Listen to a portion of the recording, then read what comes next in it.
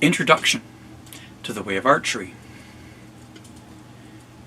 Chinese archery. We started practicing Chinese archery because we wanted to develop a connection with our heritage. Archery has played a prominent role in Chinese culture and history.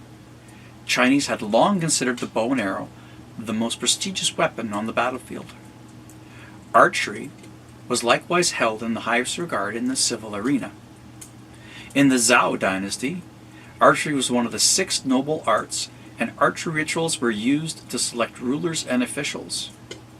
Moreover, archery had strong connections with the pillars of Chinese philosophy, Taoism and Confucianism.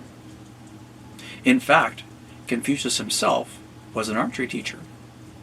Generation after generation had acknowledged archery's significance up until the 20th century, when practical considerations and complicated political economic circumstances caused Chinese archery to fall into obscurity. Fast forward to the 21st century, and traditional Chinese archery has been revived as a cultural pastime, thanks to the pioneering efforts of a handful of individuals inside and outside of China.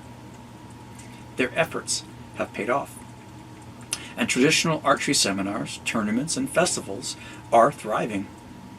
But when it comes to learning the technique for Chinese archery, where do we begin? China has a large geography and a long history.